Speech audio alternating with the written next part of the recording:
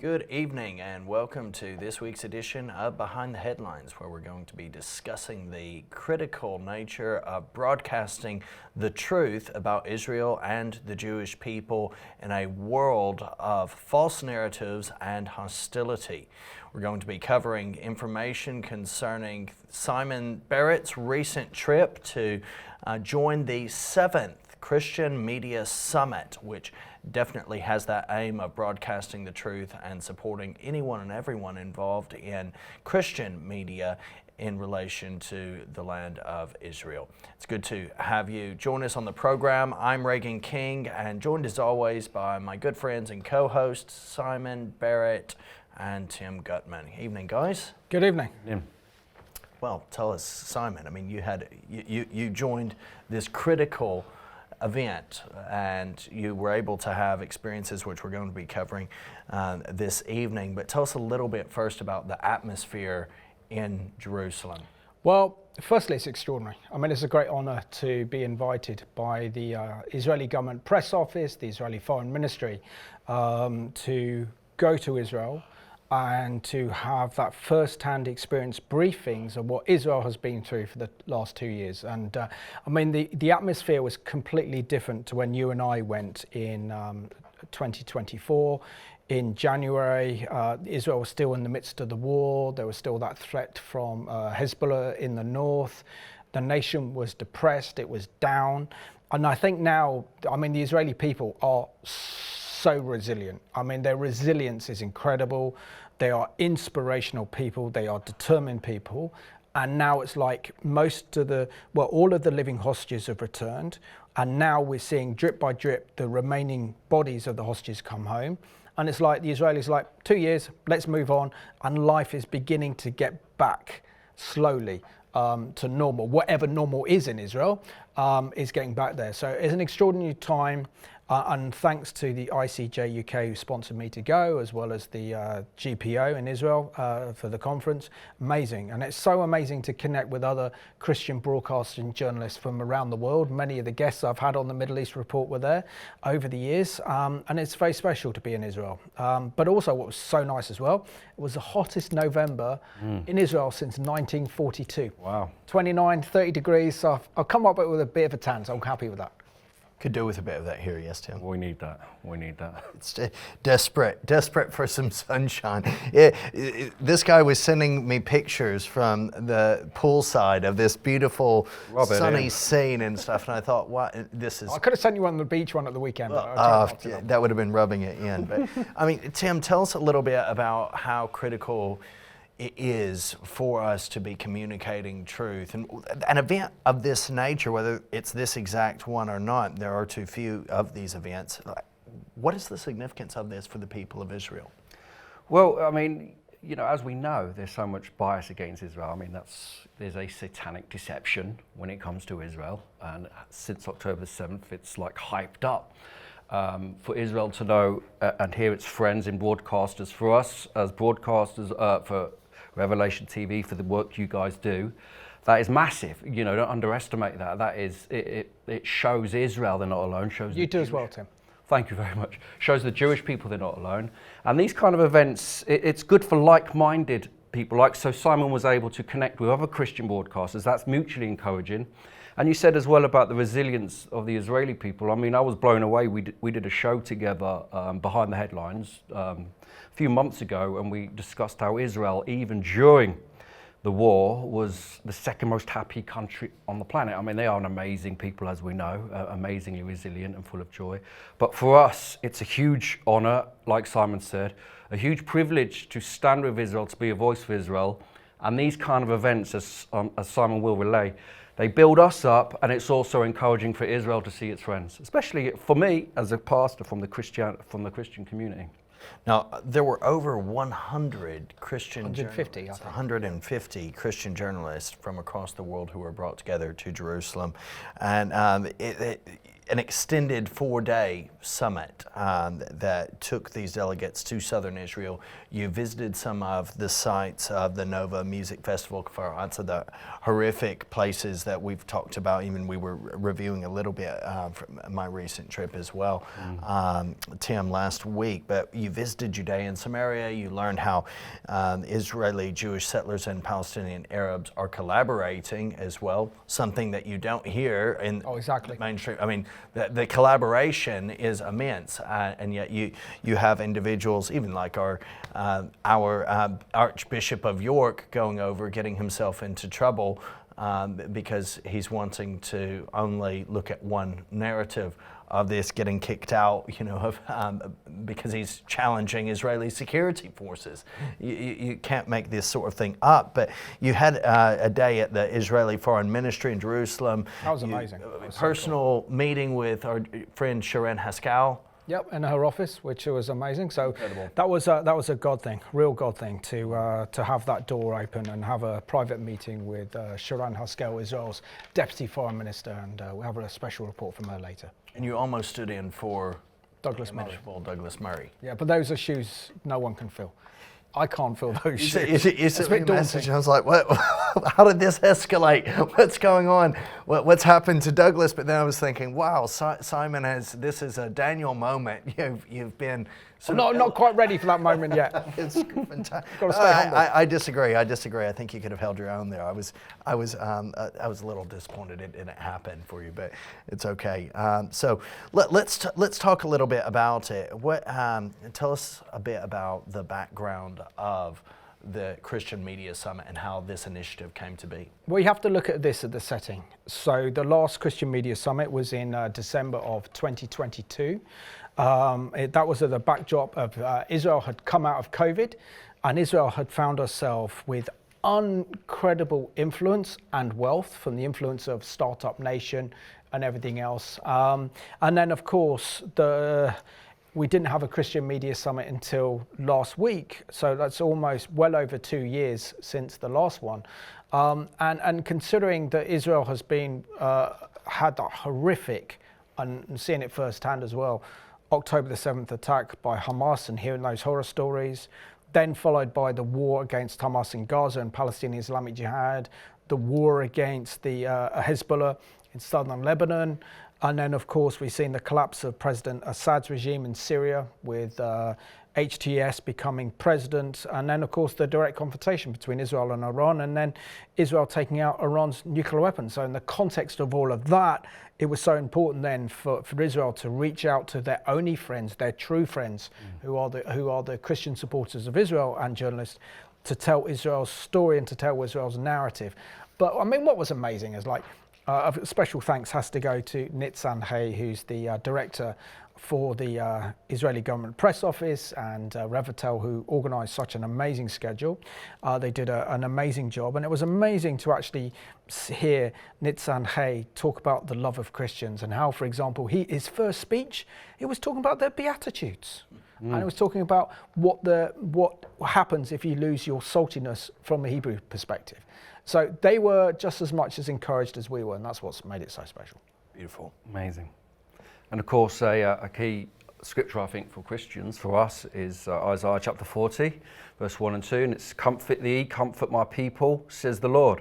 Comfort to Jerusalem, cry out to her that your warfare is ended, her iniquity is pardoned, for she has received from the Lord's hand double for her sins." Comfort my people, such a key message at this time. We keep coming back to that, don't we? And it's a passage that has been, I think, very present on each of our hearts and minds, just the importance of personally being catalyst to comfort in relation to our churches. We plead and we pray that our churches would be far too few, are presenting that element of comfort. But there are those that are, and it's right that we recognize that role. And also just the importance of events like the 7th Christian Media Summit for that. Now, Tim, you have dedicated so much of your time in recent years particularly, and your wife Haley has dedicated so much of her time to particularly comforting in various ways. And Haley was not too long ago visiting Israel as well. That's right. She was invited by actually the Christian community in Bethlehem. There's been like a Nazareth. There's been a real what's the word? Almost like a genocide of the Christians there by the Islamic the Muslims there that have literally put so much pressure and have been threatening them. And there's so much threat for them not to say anything positive about Israel. And so she was invited actually to represent the Christian community and to meet the president as well, Isaac Herzog. And she was able as well to go to Majid Shams, you know, where those children were. We went there as well. That was really moving. It's very, very, very, when you're there, it's very powerful. As you know, it's very moving. And so that was what she did this time. But last time she was able to really connect with the Jewish community, meet with people like Fleur Hassan and do a show with her and just communicate. As we've always said, you know, at this time, this is a key time, Isaiah 40, we're thinking about that verse. When God has gathered and has started to regather his people from the nations, prophetically it's huge, but actually Israel's very existence, Am Yisrael Ha, the very fact that Israel lives, tells us that God is doing something special with his people. And for us to be silent or to miss that as Christians, I think we're missing the heart of God. I think we're missing, it's not just about our blessing, because a lot of people say those who bless Israel will be blessed. It's actually seeing what God is doing and being there for a people that we owe a debt of gratitude. Salvation is from the Jews, said Lord Jesus. We owe, Paul said, if you share in the Jews' spiritual blessing, you owe it to them to share your material blessing. I mean, so much is in there. Why we miss it when we can't see what God is doing. Absolutely. Now, the Christian Media Summit is sponsored and organized by the Israeli Government Press Office and the Israeli Foreign Ministry. And it's an annual event, meant to be an annual event anyway, organized by the Israel Government Press Office. And yeah, it's not been possible to hold for obvious reasons in every year. Since 2022 was the last time it was held, and there was also a hiatus during the COVID period as well. But it brings together 150 top-tier Christian news executives and public opinion leaders from around the world, including founders and CEOs of world-renowned Christian media outlets, for dialogue on key topics relevant to Israel and the Christian world, with this specific aim of fostering better understanding and strengthening friendship between Christians around the world and the state of Israel. It facilitates cooperation between the Christian community and strengthens that alliance that is very special and very critical at a time when Israel as a state has become incredibly alienated and at times isolated, being treated with contempt and hostility from many. So it's a vital and a meaningful way of establishing that relationship and also enabling Christian journalists and leaders to present that positive message of Israel and its people, even in and through times of difficulty. So what an absolute privilege it was, I know, Simon, for you to be able to join, and you know, you're definitely well placed in that 150 elite journalists who tell the truth on Israel. You've been doing this for years. Your resume is spotless in that regard. And so, you know, I know that this was a meaningful time, though. All the more meaningful a year and a half after that. We can. I think it's kind of a harrowing trip. Oh, absolutely, you know, you were walking through these ruins. You saw some difficult sights, though. And yet people are coming into that place of victory now. Yeah, very much so. Very much so. You know, it's about countering the lies and the hatred, the misinformation about Israel. And of course, you know, we have to acknowledge, and this is the sad thing I don't think that the conference honored enough, was the fact that Israel saved the world from a nuclear holocaust. They saved the world from the world's most dangerous regime, the Islamic Republic of Iran, from acquiring the world's most dangerous weapons. The world is a safer place now because of Israel. And yet our government, our media don't see it that way, which is an absolute tragedy. But we do have an excellent CBN news report, and CBN were represented at this year's Christian Media Summit. And we have a report from them saying, CBN fighting an information war, Israel hosts Christian Media Summit. Take a look. Since the beginning of the October 7th war, Israel says one of the biggest battlefields is the information front.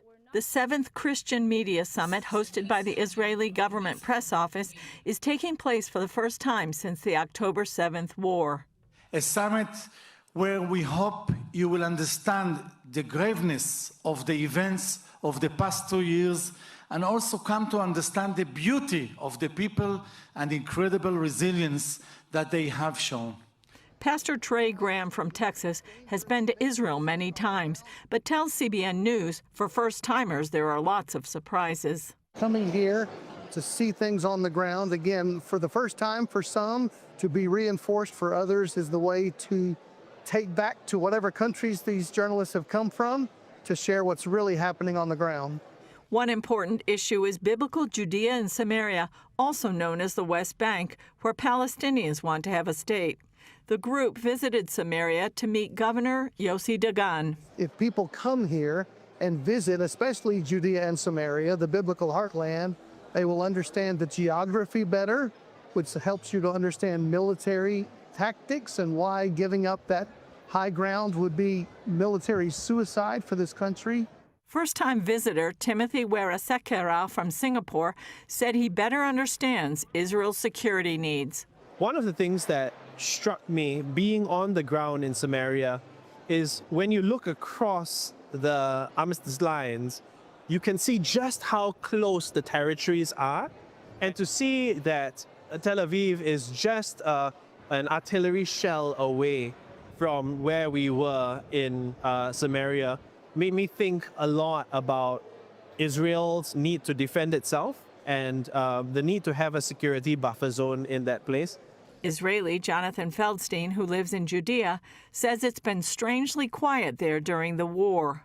But we know that Hamas is there. We know that Hamas is crying. We know that our Arab neighbors don't love us. And all it will take is one little trigger for something else to start there. Julie Stahl, CBN News, Jerusalem. So it was all happening. CBN was there, Rev TV was there, and Simon, you were right there in the middle of it, and you were giving periodic updates, trying not to rub it in. Sorry. Yeah, no, it was great. I was living vicariously through your experience of it. It's one of those things, Tim. Like, it doesn't matter how recently I've come back. Something is always going on, and there's still that level of I really would like to be there, to be experiencing. Yeah, well, they love you at ICJ in Jerusalem. So, They're fantastic. Yeah, I got a very good report from you when you were the chaplain at the Feast of Tabernacles, and everyone liked you. So do you know? Well, there's such an amazing group. There's such an amazing group. We need to get Tim out there next now. Yeah, that's it. We need a special report from Tim. The three of us can. There is a pastors' conference actually. There is a pastors' conference coming up. So maybe we need to be in touch with the embassy and see if we can get you on the pastors' conference. Guys, make it happen for our man. And you're a pastor as well, so you could end up going. Well, I've already got. And end up hosting. I got the invitation again, and so Jurgen was on the phone, and Anyway, without going into all that, the thing is, as we know, there's always something going on in Jerusalem. There's multiple things going on, and it's such an important element now that we're seeing the people come out of this time of war, this time of heartache. You can see the spirit's changed, right? You can see it's more relaxed. People are traveling and exactly, and even some of the individuals who are in government, there's more pep in their step, so to speak. Oh, absolutely. So, I mean, the first day we obviously the conference was based in Jerusalem. Our hotel was in Jerusalem as well, which was really nice. But our first evening was a nice evening. So we went to the Friends of Zion Museum, and we also went to the Museum of Tolerance. And that was really interesting. But so that was our first get together. We're in that, the press briefing room that you and I were in back in January of 2024. So that was good. And we were briefed then by Nitzan Hay, the director of the Government Press Office. It was opening by Mayan Hoffman from ILTV Israel. We also had, for example, we had a young panel, which was really good, a young generational panel. Mati Shoshani was there, and an amazing guy called Mansour Shokar, who was a Druze advocate for Israel. He spoke as well.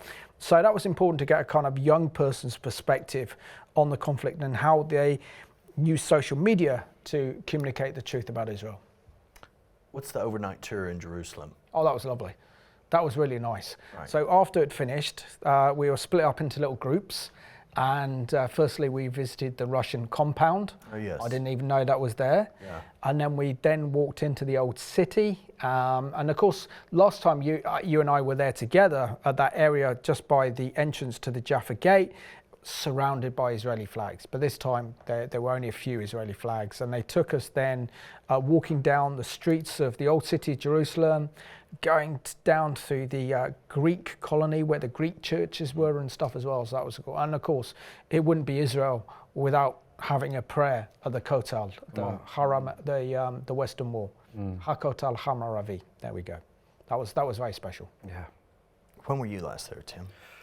I think about 4 or 5 years ago, actually. I mean, I've been many times to Israel, obviously, and I've taken tours and, particularly taking Christians to those sites where, for example, the Galilee where Jesus walked. And there's something different about being, as you guys know, it's something powerful, but actually there's something special about being with the people, and I can only imagine what it was like for you, Simon, as well, being with other Christians that have done similar things, but it's a very, very, very special thing to do. Now, day two, you it looked like you had some professional stuff, but you also had lunch and wine tasting. There's was quite nice. a winery, tour of the winery. food was lovely. Right. It was very hot there. This is like, yeah. It was very hot. It's not something you want to do necessarily when it's hot, but it sounds lovely. I did buy a nice vintage bottle of red wine at a good price. It's very kind of you. You shouldn't have. Casey's got that, I'm afraid, Reagan. Better luck next time. That's a laugh. Okay. So highlights from day two. So we drove to the Barkan industrial site. Unfortunately, our coach was a bit slow, so we were delayed by 30 minutes. So we got there enough to get there and then suddenly have a briefing from the CEO and then go. So the Barkan industrial zone gives, for example, Arab workers inside the Palestinian Authority something like an absolute fortune in comparison to the rest of the workers who come and work there. So it's the vision of the owner to set up these kind of industrial zones and business zones in the heart of Judea and Samaria, which is the biblical heartland of Israel. That's right. To provide jobs for Palestinian Arabs to come and work there, and then to work on the peace between the Israelis and the Palestinian Arabs, providing them jobs and that kind of reconciliation and stuff as well, so that they can educate themselves, they can have a good salary. So it takes that need to confront Israel and and to destroy Israel, but with a new mentality of building bridges. So it's a very good peace initiative as well. And hearing the story of the wine owner as well was amazing. I mean, her grandparents were Holocaust survivors, and from the Netherlands, and saw a story and of how they set up this amazing wine factory and producing wines in Judea and Samaria. And what's amazing, when we look at scripture, right, this is literally fulfilled in Ezekiel 37, where it talks about the mountains of Israel. So to be up there, which is where Israel's spiritual heartland is, this is the land of Shiloh, this land of the Ark of the Covenant, the land of the battle where David defeated Goliath, where for example, Joshua crossed over the Jordan River. So that was incredible. It's very, very special. And the prophetic significance out of the ashes of the Holocaust. You have this producing this wine on the mountains of Israel in those places. I mean, it sounds absolutely amazing. And then you were at the Museum of Tolerance, which I've never been to, and I don't think you've been to either. Well, I always have a laugh about this because it honestly, and maybe someone's watching, no offense if I'm completely wrong, it never looks open. The place never has looked open when I've gone by it, but I'm beginning to think it's actually for special events. It's amazing. It's an amazing museum. Open place. I thought it was very woke. Right, okay. So why are they taking us to this Museum of Tolerance? But you go there and it's profound, because it's all about October the 7th, and they've got like these video broadcasts of women who experienced the horrors of October the 7th. telling their story as a testimony, a kind of video format. You get to see areas. I mean, what was also moving is there's a clock, digital clock, which tells the exact time October the 7th happened on the 7th of October 2023 at 06:28. Was like chilling. Well, one of the big highlights of that evening, of course, was the Tolerance Museum Gala, and delegates were addressed by the mother of Avinatan, or returned hostage. This is Mrs. Ditsa Orr. Thank you. Good evening to all of you. Before I begin speaking, I would like you to get to know my son Avinatan for a short clip of 3 minutes, please.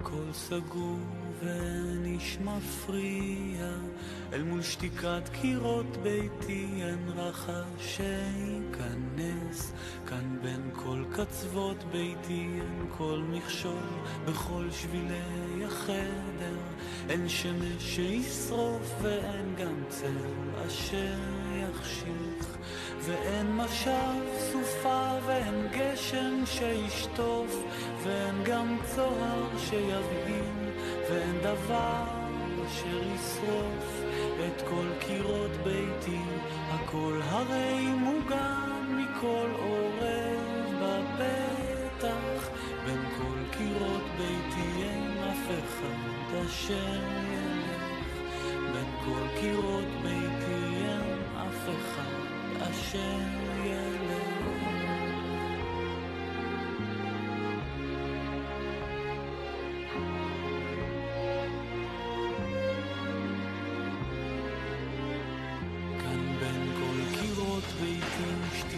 גדולה, אפורה ומנחמת, אל מול אימת הרחוב וילון מוסק ואור הנר, כאן בין כל קצוות ביתי יש זיכרון נכתב תחת דלת, ואין כל אשר קורה ואין לו כל עונה, ואין משל סופה ואין גשם שישטוף, ואין גם צוהר שיבדיל, ואין דבר שישרוף את כל קירות ביתי, הכל הרי מוגן מכל עורב בפתח, בין כל קירות ביתי אין אף אחד אשר ילך, ואין כאב שישאר, כי כל קירות ביתי הם לא מנחם, ואין כתמים של דם וחבלות,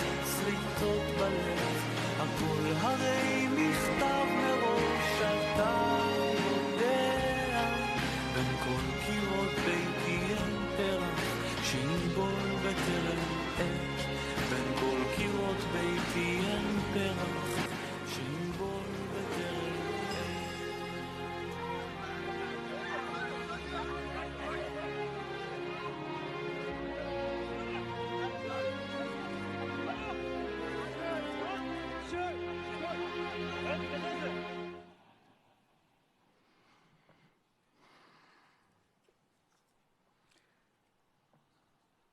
Dreams.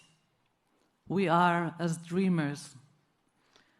Dear friends, tonight I want to share with you the story of Avinatan, my son, and of dreams. The dreams he dreamt, the dreams of Joseph, who was faithful to his dreams. The dreams of a nation longing for freedom, and my own dreams, some radiant and some terrifying, that carried us through the darkest of nights. On Shabbat, October 7th, I was in Jerusalem at my late mother's home. Sadly, she passed away last year without living to see Avinatan come back. At 11 in the morning, the sirens began. Then the explosions. We realized something terrible was happening in the south. I was frightened. It was frightening. But I wasn't worried for my personal family. They were all safely north of Jerusalem. At least that's what I thought.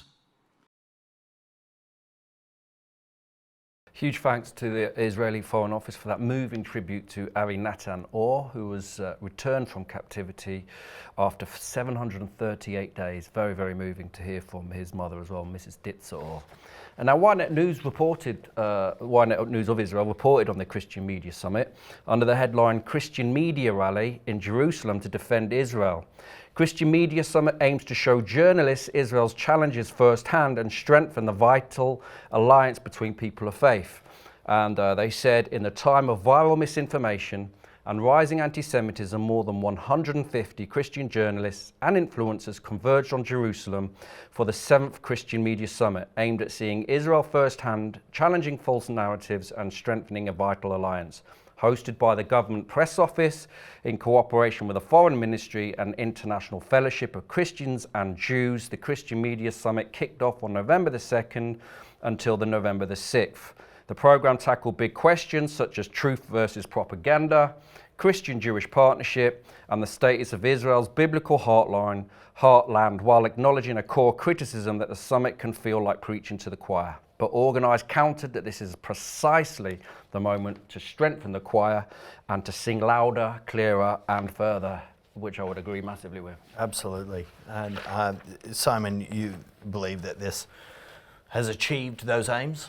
Yeah, very much so. Very much so, because I mean, you all have gaps. You know, as a journalist, you have gaps in your knowledge, and you want those gaps to be informed. But so that's why it was so important, especially when we went up to the north, because you know I was very interested to know what happened with Israel's war against Hezbollah, and to go right on that border. We were previously hindered, weren't we? Oh yeah, we're hindered from going out there. So on Tuesday, the 4th of November, we had a long drive. Not that Israel's that big of a country, but still a bit of a long drive up to the Lebanon-Israel border, where we got a briefing. And while we're up there, actually, the buses parked, and I'm like, what's that around the corner? That looks a bit interesting. And I've like this natural curiosity. Everyone else follows the herd, and I just like, I'm going to go off exploring. And there was an army base at the top there with a big kind of lookout tower, and then I saw 2 burnt out coaches.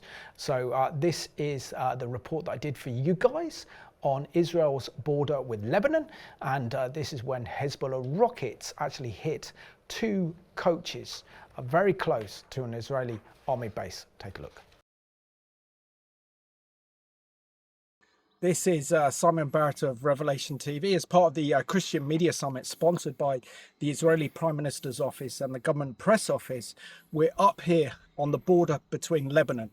So what you can see behind me is one of the Hezbollah rockets that would have been fired by southern Lebanon. And you can see the destruction and damage it's done to these 2 coaches that you see here. We see the burnt trees there as well. And just down here below me is actually the sign of this Israeli regiment. And if we look up to the hills, up there is an army base and a lookout tower. So this is really what Israel went through over the past 2 years, with these thousands of Hezbollah rockets and missiles firing into this area.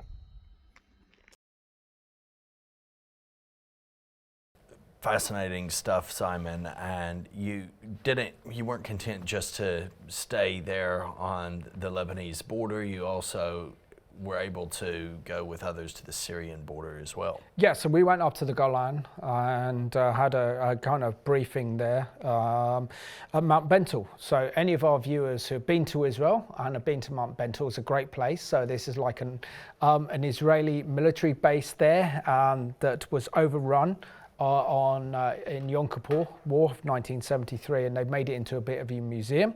So we had a briefing by Yaakov Sullivan, who is the deputy head of the Golan Regional Council. I said hello to him, and he kind of said, yeah, I remember you, because he gave myself and Eric Steckelbeck one of his T-shirts from his unit. So he was sharing his experience of fighting against in Gaza after October the 7th with the IDF. So that was a great experience. And then looking across, he was telling us about how Israel had extended her protection to actually control the entire Mount Hermon mountain, and then deep into Syria to actually protect the Druze as well. So that was very special. But it was also very moving because after that we went to a Druze kibbutz, where we met the mother addressed us, mother of a beautiful little girl who was murdered in August of 2024 when that Hezbollah rocket landed on that football pitch and killed all those children playing football. So there was a very moving award with all the children's faces on a football that was rewarded to some of those in audience who have done so much to raise awareness on this one. I mean, the bravery and the courage to speak up against that poor Druze community. Absolutely. And like I said, my wife was there as well in Majid Shams, and the Druze are great friends of Israel, and they've been fighting with them, and they very much love Israel. And it was incredible as well, like you said at the start, Simon, Israel actually was fighting a frontline war for the rest of the world, taking out this nuclear threat, but also to see them defending the Druze. I think it's massive, and for you to be there, I imagine, was so moving. No, it was quite incredible, and nice hospitality as well by the Jews. And there was quite a lot of dogs coming around, so they were getting a lot of the meat that was left over and stuff as well. So good on you. So that was good. Absolutely. Now you went further, and you were able to directly opposite from going to the north. You went far south on the fourth day. Yeah, so on the fourth day, I found out what was happening because there were two kibbutzes, and of course we both have been to kibbutz Nir Oz, so I didn't think there was any point of staying in my bus, which was bus number 2. So I went with a South American bus full of South American journalists and stuff as well. They were great because they were singing and dancing all the time and stuff as well. Very vibrant, very lively. And then went to the kibbutz Kfar. But it happens as well. Just got this.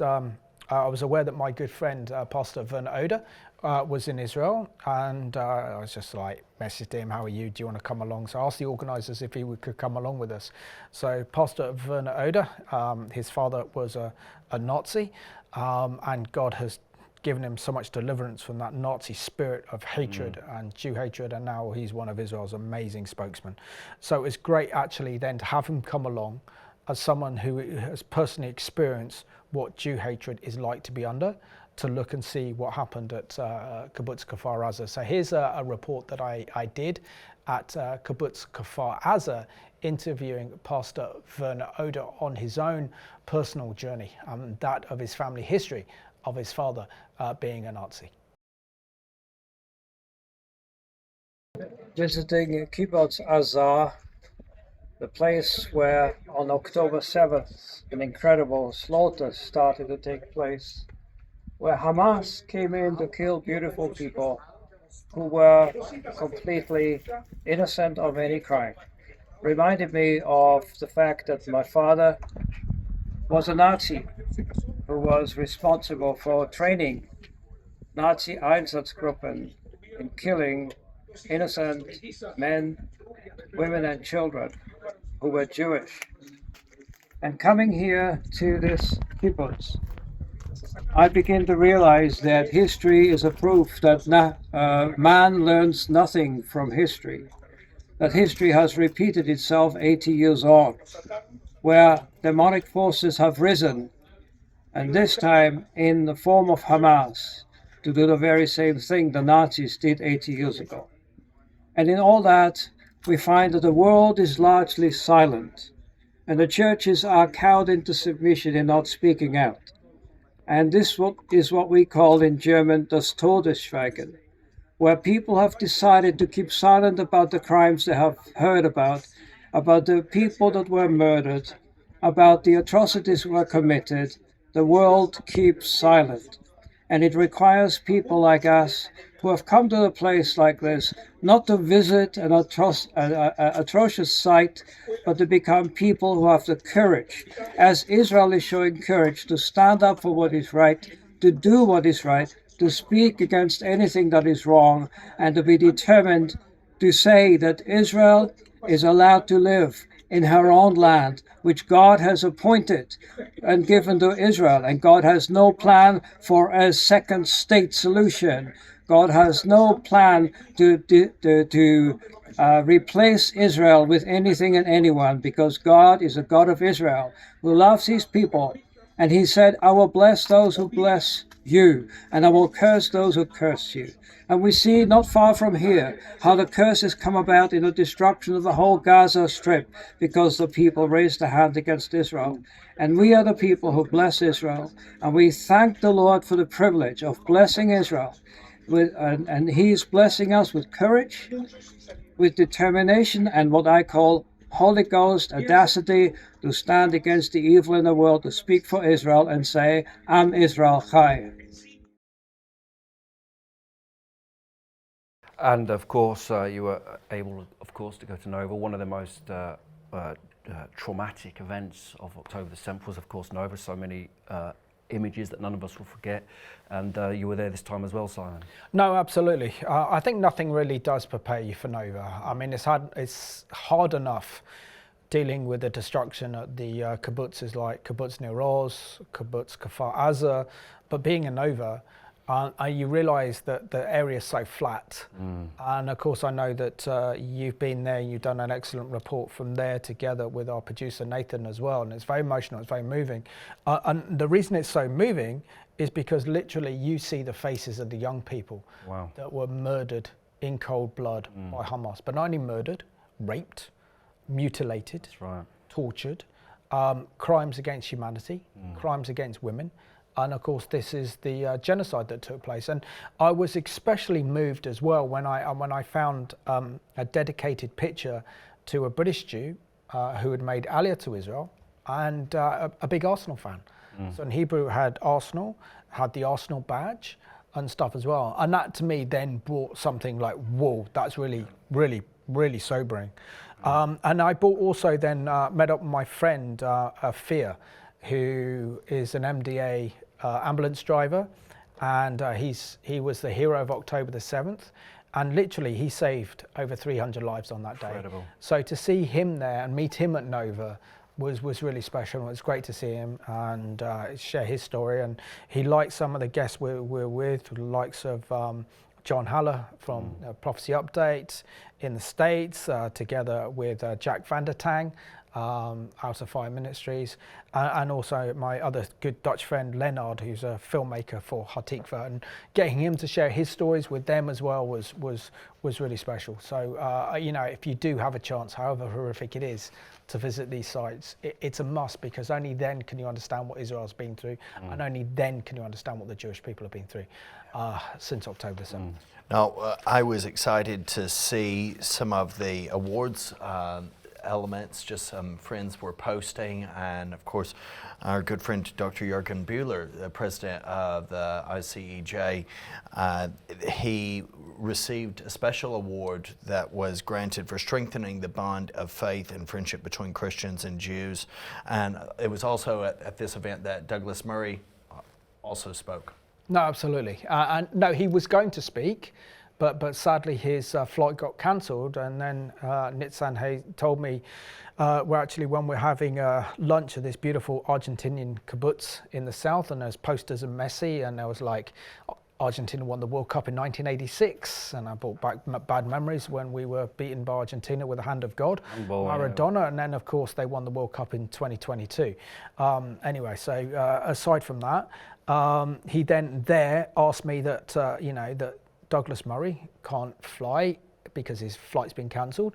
Would you be willing to kind of stand in for him and read his speech on? I'm like, who can fill the shoes of Douglas Murray? These are like impossible shoes to fill, absolutely impossible. But in the end, they had a little video broadcast we can see now. So this is in tribute to the great Douglas Murray for his courageous and brave standing with Israel and the Jewish people, particularly through October the 7th. And this was his special Jerusalem Award.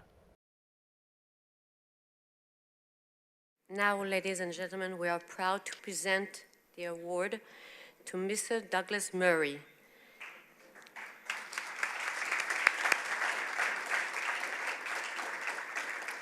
an acclaimed journalist, author, and one of the most influential intellectual voices of our time. It is with great honor that we present Mr. Murray with the Pillars of Jerusalem Award for constantly defending Israel in the international arena. Through his clock and writing and fearless public appearances, Mr. Murray has become one of the strongest advocates for truth and moral clarity in modern media. The GPO is honored to present him with this award for his outstanding contribution to combating falsehoods and fake news and for strengthening Israel's public diplomacy. Unfortunately, Mr. Murray was unable to join us here in Jerusalem, but he did send a recorded message to share with all of you this evening. Let us watch. Thank you. Hello, it's Douglas Murray here. I would like to deeply thank the Christian Media Summit, the Mayor of Jerusalem, and everyone else involved in honoring me with this award. I am especially moved to be awarded the Pillar of Jerusalem Award alongside friends living and departed. I'm only sorry that I am not able to be in Israel with you for this very special occasion. But I know how much grace and goodwill there is in this room and among these extraordinary people. These are difficult times for the Jewish nation, and times when too many people have turned away from it.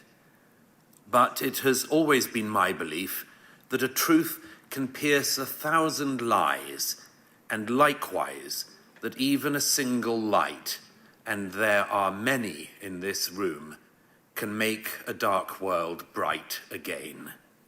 Wishing you my thanks and gratitude. Douglas.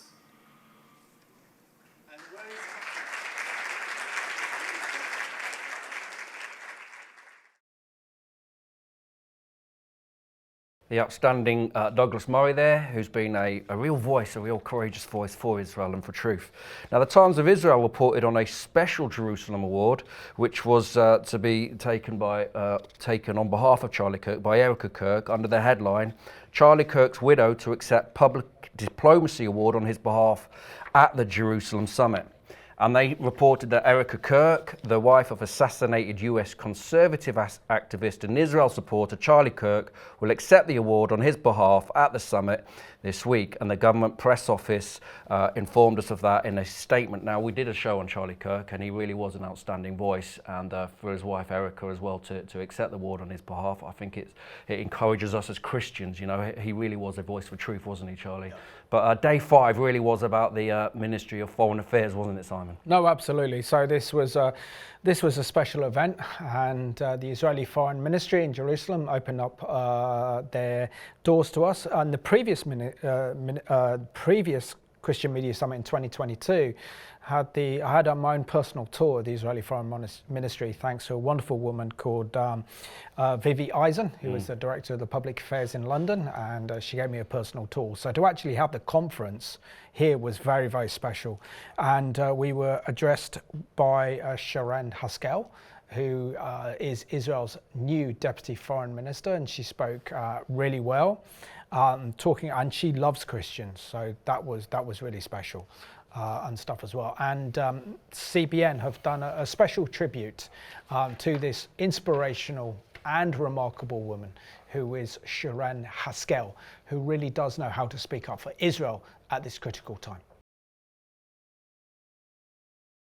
Sorry, Kenny, there's actually alarms. We need to find cover. Whether facing cameras, I'm on my way now to Manchester, or racking up frequent flyer miles on the world stage, Sharon Haskell sees herself as a defender of the Jewish state and unafraid to name Israel's greatest threat. We understand there is a war. There's a world war between radical Islam and Western civilization values. And we know on our skin and scars what it means to fight for your freedom. Haskell is a fresh voice, tackling old questions about Israel's security, its right to self-determination, and its future place in the world. Her background includes living and working abroad, joining the Israeli border police, and becoming one of the youngest lawmakers to serve in the Knesset. While those experiences enhance her resume as a diplomat, Haskell mostly credits her Jewish heritage, which includes a grandfather who survived Auschwitz. Go next to the wall. Everybody close to the walls. That background explains her willingness to challenge today's media critics.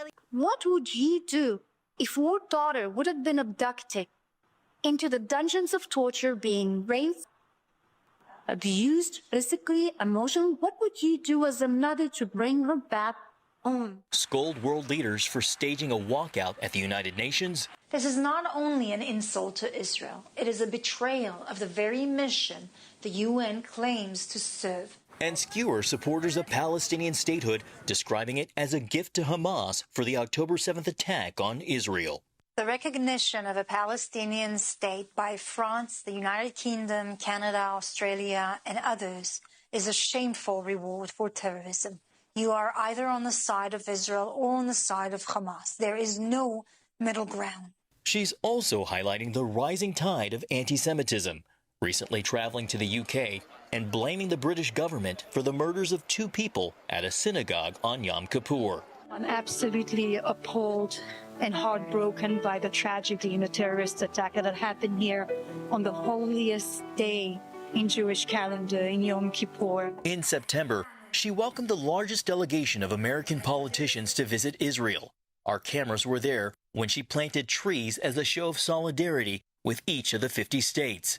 That visit points to another aspect of the job, trying to convince tourists to return after COVID and 2 years of war. For the Christian community, you know, it's important for us that they come and they see it. They see the history. They see the archaeological sites.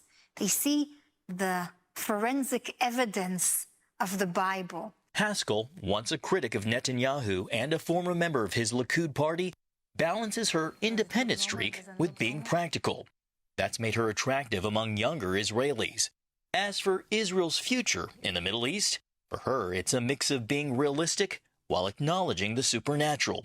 She points to Israel's unlikely story going all the way back to King David. He didn't give him the kingdom. He didn't give him a crown. He gave him Goliath. And that, I think, is a point where we were given a Goliath. You have to be a realistic in Israel. And to be a realistic, you have to believe in God and miracles. Our history is full of that. And we trust him.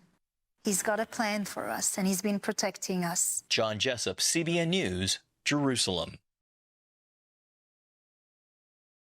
Well, thank you very much to CBN for that very helpful and amazing tribute as well to our friend Sharon Haskell, and a constant advocate for truth, clear spoken, very, very bold. No, absolutely. And we had made a really good friend in a remarkable Iranian woman called Marazeh, who's got one of the most incredible stories to tell of being persecuted by the Iranian regime. The regime murdered her husband and her best friend. And literally, she has smuggled Bibles into Iran. She shared the gospel in Iran, but had to flee for her own freedom. So I felt it was essential that she got a meeting with Sharon Haskell, and I met her advisor and said, look, Marazeh has to meet with Sharon. So 5 minutes later, get waved over. Come on, you're going to go up and have a private meeting in the office of Sharon Haskell, which is pretty cool. So that was a real bonus for Marazeh to tell her story to Israel's deputy foreign minister, and it was great because when they met in the office, they hugged each other, and Sharon says, "It's always the women, isn't it?" Kind of that Deborah spirit rising. Absolutely, and of course, many Iranians have been standing for Israel and making a huge noise in our country as well. Like my good friend Nayek Gubani and others who have been really on the front of truth. So amazing that you could organise and set up that meeting, Simon. So. It was the Lord. I didn't do any of that. But, I thought you said No. So we just the Lord did it. Absolutely. The Lord did it. It was amazing. It was huge. Amazing. Great. That's fantastic. Any other highlights, particularly that you? Well, I stayed with I consider my Israeli family, like my kind of like really close friends. They're football mads. We end up playing football together, bought them some Israeli football kits and stuff as well. So I had a nice day at Arsenal. Well, they do well, Real Madrid. Do they hate Barcelona. Arsenal? No. I tried to convert them to being an Arsenal fans, right? Are they Hapoel or? Yeah, well, my close friend Tal, she's a Hapoel Tel Aviv, but I think the others like Maccabi Haifa and the stuff as well. So they're different teams. League team. Oh no. So it was good though. It was good actually to experience the sun and the beach of Herzliya. And then on Shabbat, we drove up to the Hula Valley, this beautiful nature reserve with all these kind of birds flocking there. And we went with her auntie, Rama, and also her grandmother, Savata, who's she's 96. So that was quite amazing. And the 3 kids and stuff as well. So it forced me then to speak Hebrew to the kids. And so my Hebrew massively improved with that experience. So Fantastic. That was good. Need a little bit longer and you'll be native. Oh, yeah. It won't take me long. Won't take me long. Fantastic. Great. Plans to go anytime soon? Well, you know what? When the door opens, I'll go. I love Israel. I'd go tomorrow if I could. And it was great for you to be there while it was like 30 degrees, because it's hard to beat Israel when it's. I mean, spiritually, it's incredible to be there when the weather's hot. I don't think there's anywhere like it like that. And I suppose one thing that really touched me, Reagan, is that I was at the airport leaving, in a queue to buy some duty-free stuff, and the queues were massive. And then behind me was a kind of religious family, so they're asking me questions in Hebrew. I think when you have a bit of a tan, they don't think you're English. And the father was there, came up, and he just spoke to me, and I just was there to encourage him, saying, you are God's people, you are protected, and his eyes lit up. So to touch the Israeli people and to show them how much God loves them at times, very special. Right. Well, the goal of the 7th Christian Media Summit is not to echo Israel's official positions, but to give opportunity to delegates to see, listen, and report with honesty. It's a principle that remains the foundation both of good journalism and a good Christian witness. As broadcasters, it is a great honor to stand for Israel and the Jewish people. This is the Lord's land and His people. It's our moral duty to tell the truth, regardless of what that may be, about Israel and the Jewish people in this increasing climate of Jew hatred and demonization of the nation of Israel. And so it's great to hear those first-hand reflections from Simon. Thank you, Simon. Thank you, Tim, for joining. And thank you, our viewers, for continuing to join us on Behind the Headlines.